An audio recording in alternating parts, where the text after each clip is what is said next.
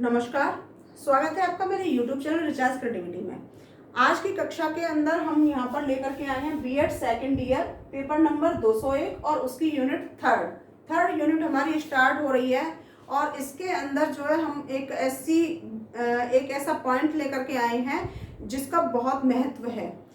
जैसा आप सभी जानते हैं कि मैं अपनी यूनिट वाइज सारे पेपर को कराने की कोशिश कर रही हूँ और एक एक करके सारी यूनिट मैंने 2 यूनिट करा भी दी हैं। और हर यूनिट के अंदर मेरा केवल उसी चीज़ को लाने का एम है जो आगामी एग्जाम्स आपके हैं उसके अंदर सारे प्रश्न जो आने हैं उसमें से जो मुख्य रूप से हैं, तो उनमें से कुछ जो मेरी समझ से हैं कि ये आ सकते हैं, उस चीज़ को मैं यहाँ पर रख रही हूँ। तो यहाँ पर जो हमने एक एक करके आपको 2 यूनिट बता दी हैं और आज हमारी जो आ रही है ये है थर्ड यूनिट, इससे संबंधित हम लेकर के आए हैं। तो हम यहाँ पर ये देखते हैं, इस ज्ञान पाठ चल रहा है, हमारा पेपर का नाम है और उसके अंदर विद्यालय का अर्थ एवं महत्व। सबसे पहले तो हम ये जानते हैं कि विद्यालय है क्या, विद्यालय का तात्पर्य क्या है, इसका महत्व क्या है, इसकी आवश्यकता हमारे जीवन में क्यों है। तो हम इस चीज को बहुत छोटे से रूप में मैं आपको यहाँ पर इसकी जानकारी दिए देती हूँ कि विद्यालय एक वो चीज है जहाँ पर विद्या यानी ज्ञान, आलय यानी स्थान या घर, जहाँ पर ज्ञान एक ऐसे स्थान पर मौजूद है जहाँ पर एक छात्र या छात्राएं विद्या लेने अर्जन करने जाती हैं या जाते हैं और वहाँ पर एक बालक जो है पूरी तरह से सक्षम बनता है, चाहे वो सामाजिक दृष्टिकोण से हो, चाहे मानवीय दृष्टिकोण से हो, चाहे आदर्श दृष्टिकोण से हो, चाहे वो कोई भी ऐसा दृष्टिकोण है तो उसको अपने अंदर उस ग्रहण करे, तो उसी चीज को हम विद्यालय कहते हैं। हर क्षमता का विकास जहाँ पर किया जाए वो विद्यालय है। अब हम इसको 3 दृष्टिकोण से देखते हैं। यहाँ पर ये बताया है इसमें विद्यालय का अर्थ, इसमें 3 दृष्टिकोण इसमें रखे हैं, तो हम वो तीनों दृष्टिकोण देखते हैं। सबसे पहले इसमें आता है भारतीय दृष्टिकोण से विद्यालय का अर्थ। भारतीय दृष्टिकोण से अगर हम देखते हैं तो विद्यालय क्या है, हम सभी जानते हैं कि हमारे भारतीय परिवेश के अंतर्गत विभिन्न प्रकार की संस्कृतियां, रीति रिवाजें, परंपराएं इत्यादि, धर्म इत्यादि ये सब समाहित हैं। तो यहाँ पर जब विभिन्नताओं में एकता का प्रदर्शन होता है तो विद्यालय का एक अपना ही एक प्रमुख स्थान है। हम यहाँ पर ये देखते हैं कि विद्यालय के अंदर जो है बालक को हर तरह से सक्षम बनाने की कोशिश की जाती है, हर प्रकार का ज्ञान देने की कोशिश की जाती है जिससे कि बालक जो है एक प्रखर बुद्धि का बने, हर तरह की संस्कृति को अपने अंदर धारण करे और उनका सम्मान करे। क्योंकि हमारी भारतीय दृष्टिकोण ही एक आदर्शमय दृष्टिकोण से हम देखते हैं उसे, उसके अंदर हर संस्कृति का निवास है, हर रीति रिवाज, हर परंपराओं का उसके अंदर समावेश है, जिसके माध्यम से बालक जो है वो उत्तम तरह से निखरता चला जाता है। हम प्रारंभिक अवस्था में जैसे हम देखते थे कि जो एक विद्यालय का एक रूप हुआ करता था, वहां पर एक गुरु का घर हुआ करता था, उस गुरु के घर में जाकर के विद्यार्जन की जाती थी। तो वहां पर जब एक गुरु अपने शिष्य को इस प्रकार से उसको उचित रूप से शिक्षा दिया करता था, ज्ञान दिया करता था कि वो अपने जीवन में आने वाली हर समस्या का समाधान आसानी से निकाल सके। उसको पारिवारिक समस्याओं से भी जूझना पड़ता है, जब वो समाज में रह रहा है तो उसको सामाजिक समस्याओं से भी जूझना रहना होता है क्योंकि समाज ही उसका आधार है। उसको राष्ट्रीय समस्याओं से भी जूझना होता है क्योंकि उस राष्ट्र से उसकी पहचान है। तो हर प्रकार से उसको यहाँ पर वो एक सुसज्जित किया जाता था, जो उसकी विद्या एक अस्त्र और शस्त्र का काम किया करती थी। उसकी वाणी में मृदुलता होनी चाहिए, ऐसी उसको एक शिक्षा प्रदान की जाती थी।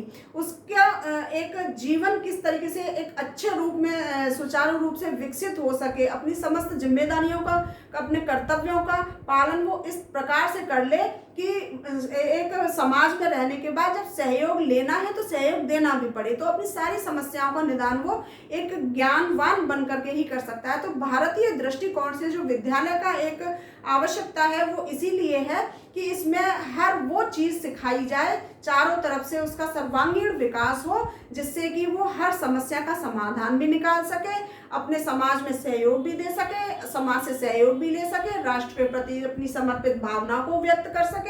और साथ ही साथ विभिन्न, ये नहीं है कि प्राचीन रूढ़िवादिता को अपनाए, वो ऐसा नहीं है। हमारी संस्कृतियों से हमें बहुत कुछ सीखने को मिलता है, परंतु हमें आगे भी विकसित होना है, तो नई नई तकनीकियों के माध्यम से भी भारतीय दृष्टिकोण से हमारे यहाँ विद्यालय में उचित व्यवस्थाएं की जाती हैं, जिससे कि वो अपने प्राचीन रीति रिवाजों को अपनाते हुए नए वातावरण में जब प्रवेश करता है तो वो नए वातावरण में भी अपना सामंजस्य बिठा सके। तो ये तो भारतीय दृष्टिकोण से रहा है। अब हम यहाँ पर दूसरा ये देखते हैं, पाश्चात्य दृष्टिकोण से विद्यालय का अर्थ। पाश्चात्य विद्यालय को अगर हम देखते हैं तो यहाँ पर ये अनुमान लगाते हैं कि नई रीति रिवाजों का एक ऐसा दौर है, तो वो उसी के आधार पर होता है। देखिए, हर समाज में, हर देश में अपनी अलग अलग परंपराएं होती हैं, अलग अलग रीति रिवाज होते हैं, अलग अलग अपने धर्म होते हैं, उन पर चर्चाएं की जाती हैं, तो वो वहाँ के अनुसार उनकी नीतियों का पालन किया जाता है। अब हम यहाँ पर देखते हैं भारतीय व्यवस्थाओं में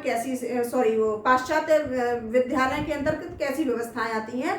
तो वहाँ पर हम देखते हैं तो वहाँ अपने धर्म को मानते हुए नया विकास कैसे संभव है उस चीज पर ज्यादा गौर किया जाता है, क्योंकि उनको एक दिमाग में एक ही बात होती है कि विकसित विकसित विकसित, आगे हम विकास कर सकते हैं तो वो किस प्रकार से, कौन सी ऐसी टेक्निक होती है जिसके माध्यम से हमारा देश और ज्यादा प्रगतिशील हो। अपने अंदर जो भी एक रूढ़िवादिता होती है उसको वो नहीं अपनाते, बल्कि एक नवीन परंपरा की ओर उनका एक अग्रसर प्रयास होता है। तो इस तरीके से हमारे भारतीय समावेश में अगर हम देखते हैं तो हमारी प्राचीन रीति रिवाजों को, संस्कृतियों को अपनाते हुए तब नवीनता में जाया जाता है। लेकिन पाश्चात्य जो विद्यालय होते हैं उनके अंदर अपनी केवल अपनी संस्कृति को अपनाते हुए, अपने राष्ट्र की संस्कृति को अपनाते हुए, अपने धर्म का अनुपालन करते हुए केवल आगे बढ़ने की कोशिश की जा सकती है कि नई तकनीक के आधार से हमारे साथ साथ हमारे राष्ट्र का किस तरीके से उत्थान हो सकता है, इस चीज पर गौर किया जाता है। तीसरा हम ये देखते हैं, वास्तविक अर्थ क्या है शिक्षा का। वास्तविक अर्थ वो है शिक्षा का जहाँ पर अपनी प्राचीनतम संस्कृतियों को व्यक्ति के अंदर, बालक के अंदर दिया जाए और उसके आधार से जो वास्तविक अर्थ है उसका सामाजिक पक्ष भी मजबूत होना चाहिए, उसका आर्थिक पक्ष भी मजबूत होना चाहिए, उसका मानसिक पक्ष भी मजबूत होना चाहिए। जब ये तीनों पक्ष उसके मजबूत रहेंगे तो वो अपना भी विकास कर सकता है, अपने समाज का भी विकास कर सकता है, अपने राष्ट्र का भी विकास कर सकता है। तो ये सारी वास्तविक चीज जो शिक्षा का है उसमें सर्वांगीण विकास आ गया, वो हमारा शिक्षा का वास्तविक अर्थ होता है। और ये सारी शिक्षाएं जो है वो विद्यालय के अंतर्गत, हमारी पाठ्यचर्या के अंतर्गत मौजूद रहती हैं। तो इस प्रकार से यहाँ पर विद्यालय का अर्थ जो है उसके अंदर हमारी ये भारतीय दृष्टिकोण से विद्यालय का अर्थ आ गया, ये पाश्चात्य दृष्टिकोण से इसका विद्यालय का अर्थ आ गया, और वास्तविक अर्थ शिक्षा का हमारा आ गया कि विद्यालय का, कि किस तरीके से विद्यालय में शिक्षा का प्रचार और प्रसार होना आवश्यक है। तो ये तो इसका विद्यालय का अर्थ हो गया। अब हम यहाँ पर देखते हैं विद्यालय की आवश्यकता एवं उसका महत्व, क्योंकि विद्यालय की आवश्यकता व्यक्ति के जीवन में क्यों है वो देखेंगे और इसका महत्व क्या है उस चीज को देखते हैं। तो इसके 10 बिंदु हमारे सामने मौजूद हैं, जिसमें पहला है हमारा बहुमुखी प्रतिभा के लिए उत्तम स्थान, यानी बहुत सारी प्रतिभाओं के लिए एक ऐसा उत्तम स्थान है विद्यालय जहां पर बालक की जितनी भी सारी प्रतिभाएं होती हैं वो उनको अच्छे से निखार सकता है।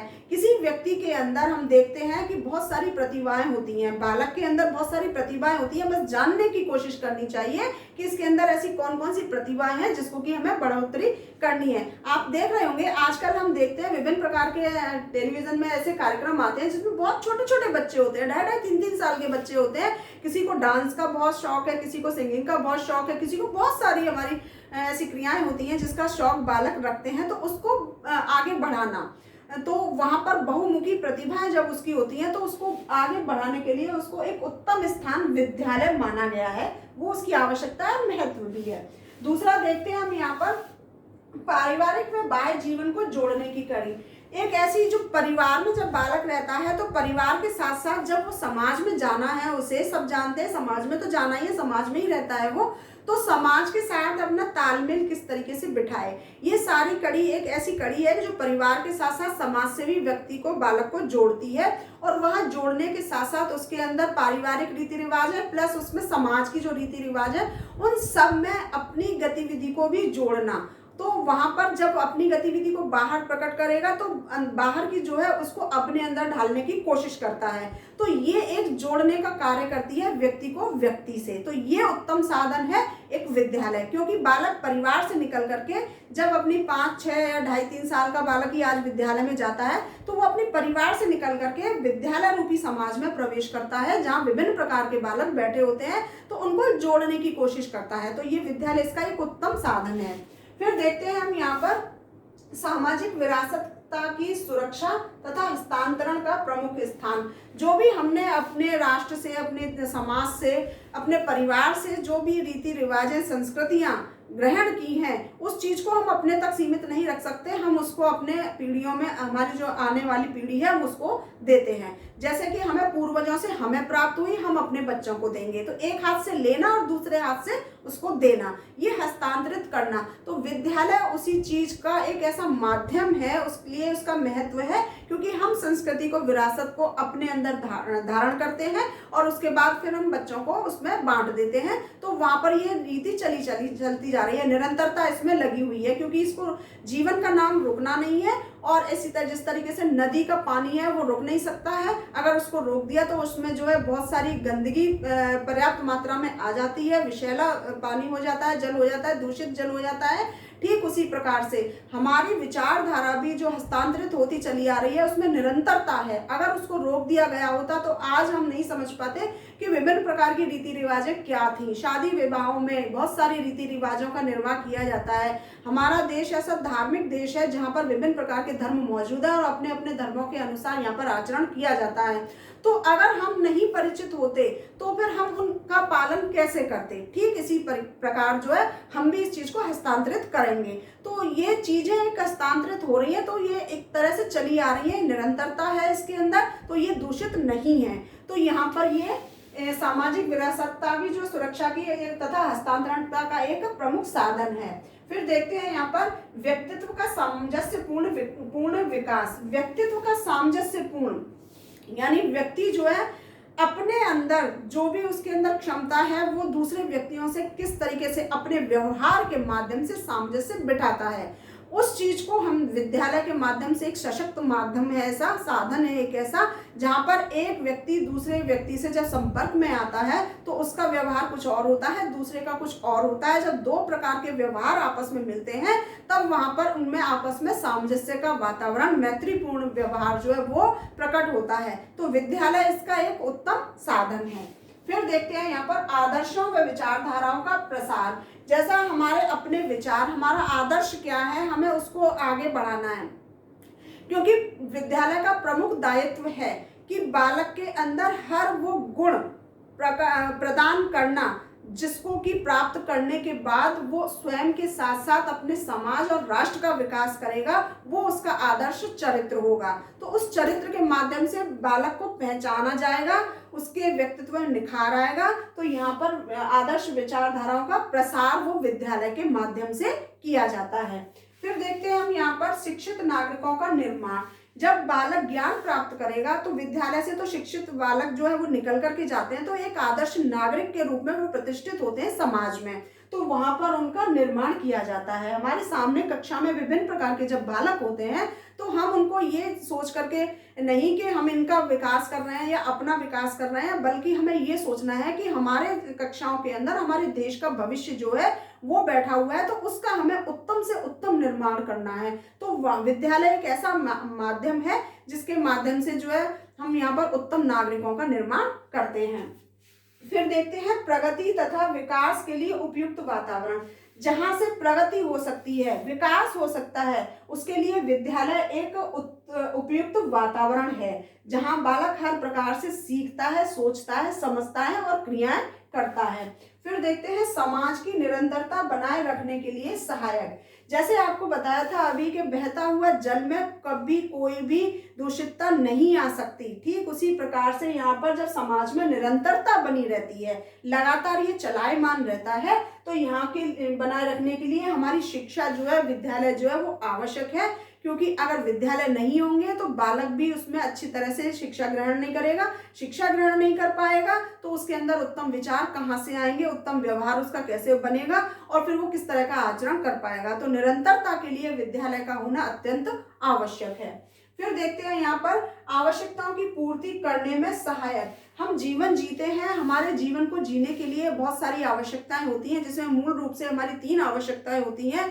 तो यहाँ पर रोटी, कपड़ा और मकान 3 मूलभूत आवश्यकताएं हैं। इनकी प्राप्ति के लिए एक व्यक्ति जो है निरंतर प्रयास करता रहता है। तो यहाँ उसको उस उत्तम साधन के लिए ऐसे कौन सा साधन है जिससे कि उसकी प्राप्ति की जा सके, लेकिन उसको हम एक ऐसे रूप से धारण करें। हमारे बहुत सारी इच्छाएं होती हैं, इच्छाएं तो बहुत सारी होती हैं, लेकिन उन इच्छाओं पर कंट्रोल कैसे किया जाए, शिक्षा के माध्यम से। शिक्षा विद्यालय में मिलती है, तो विद्यालय के माध्यम से हम किस तरीके से उस इच्छाओं को जो कि हमारी अनैतिक होती हैं उनका दमन किया जा सके। तो विद्यालय ही वो है जो हमें उचित मार्ग दिखाता है कि हम अपनी मूलभूत आवश्यकताओं की प्राप्ति के लिए हम किस तरीके से प्रयास कर सकते हैं। तो यहाँ पर आवश्यकताओं की पूर्ति करने के लिए भी विद्यालय सहायक होता है। और अंत में हम देखते हैं कि विशाल सांस्कृतिक विरासत में सहायक। जैसे कि अभी आपको यहाँ पर ये बताया था हस्तांतरण का प्रमुख एक साधन है, ऐसे ही विशाल सांस्कृतिक विरासत में सहायक है। हमारा देश जो है बहुत विशाल है, चाहे आप उसको संस्कृति के अंतर्गत ले लें, चाहे मानवता के नाम से ले लें, चाहे उसको आर्थिकता के आधार से ले लें, क्योंकि आप सभी जानते हैं कि हमारा देश एक इस रूप से जाना जाता रहा है कि भारत एक सोने की चिड़िया रही है। लेकिन मैं ये कहती हूँ कि भारत एक सोने की चिड़िया ही नहीं, अगर हम देखें तो वास्तविक रूप में हमारा जो भारत देश है वो सोने की चिड़िया से निकल करके कहीं सोने का पूरा एक शेर रहा है, जिसमें वो शेर सोने का मतलब एक विचारों से, जो जिसके उत्तम विचार, सुनहरे विचार हों, उसको प्रगति कैसे मिल सकती है? जब एक व्यक्ति अच्छे विचारों को उत्पन्न करने के बाद हर प्रकार से सहयोग प्रदान करता है किसी अन्य व्यक्ति के लिए, सहायता प्रदान करता है किसी अन्य व्यक्ति के लिए। राष्ट्र प्रगति कैसे हो सकती है ये सोचते हुए वो राष्ट्र की प्रगति के विषय में सोचता है। तो ये बहुत सारी चीजें ऐसी हैं जहाँ पर वीरों और वीरांगनाओं से भरा हुआ हमारा देश है। तो हम उसको कैसे कह सकते हैं? वो चिड़िया नहीं, वो एक शेर रहा है जिसके अंदर मजबूती है, दृढ़ संकल्प है, अपना खुद का विश्वास है। ये सारी चीजें हमें ये प्रेरित करती हैं कि यहाँ पर विरासत ऐसी मिली है हमें, बस आवश्यकता है इस धरोहर को हमें संजो करके रखना है, ताकि इसी धरोहर के माध्यम से हमारा राष्ट्र जो है वो तरक्की करता चले। तो यहाँ पर बहुत सारी चीजें हैं जिससे हमें परिचित कराया जाता है, और उन परिचित क्रियाओं से केवल विद्यालय ही एक ऐसा माध्यम है जहाँ पर हमें इन सभी तथ्यों से परिचित कराया जाता है। तो आज मैंने आपको यहाँ पर वीडियो में ये बताया था ज्ञान एवं पाठचर्या के अंतर्गत कि विद्यालय का अर्थ क्या है और उसकी आवश्यकता क्या है और उसका महत्व क्या है। ये बहुत इंपॉर्टेंट क्वेश्चन है हमारा। तो यहाँ पर आपको कोशिश मैंने पूरी की है अच्छे से समझाने की। अगर फिर भी कोई पॉइंट ऐसा हो जो समझ में नहीं आया हो तो प्लीज़ आप मुझे कमेंट बॉक्स में बताएं कि आपको क्या समझ में नहीं आया या आपको अच्छा लगा, तो उससे हम भी प्रोत्साहित होते हैं और अच्छे से अच्छे बनाने की कोशिश करते हैं। तो आई होप आपको मेरी वीडियो पसंद आई होगी। अगर पसंद आई है तो प्लीज़ मेरी वीडियो को आप लाइक ज़रूर कीजिएगा और उन लोगों तक इसको ज़रूर पहुंचाइए जिनको इसकी आवश्यकता है, जो BEd first year and second year कर रहे हैं या जिनके सेमेस्टर भी हैं। यहाँ एक चीज़ और मैं बता दूं कि एक जो व्यक्ति है उन्होंने मुझसे ये कहा है कि हमारे यहाँ तो सेमेस्टर हैं, तो सेमेस्टर हो चाहे ईयर हो कोई फर्क नहीं पड़ता है। आप है 2 साल का पाठ्यक्रम, वही पॉइंट है, आगे पीछे कहीं ना कहीं होते हैं हमारे, तो वही पॉइंट होते हैं। बस आपको समझने की आवश्यकता है, कोई आगे है तो कोई पीछे है, इसमें कोई लेना देना नहीं है कि ये सेमेस्टर है या ईयर है, तो वहाँ कोई बात नहीं है। तो आप नहीं घबराएं। अगर फिर भी आपको कोई पॉइंट आपको पूछना है तो मुझे आप कमेंट बॉक्स में बताएं, मैं उसको 100% आपको बताऊंगी। ये मैं आपको खुद बोल रही हूँ। तो इस तरीके से मैं आपसे फिर से कहती हूँ, अगर मेरी वीडियो आपको पसंद आई है तो मेरी वीडियो को आप लाइक ज़रूर कीजिएगा, इसको शेयर कीजिएगा उन लोगों तक जिसको इसकी आवश्यकता है, जो बीएड कर रहे हैं, चाहे वो फर्स्ट ईयर में हो चाहे वो सेकेंड ईयर में हो। और जो लोग पहली बार मेरी वीडियो को देख रहे हैं वो मेरे चैनल को सब्सक्राइब ज़रूर कर ले, ताकि हर वीडियो उनको मेरी समय से मिल सके। वीडियो देखने के लिए आप सभी का बहुत बहुत धन्यवाद। नमस्कार।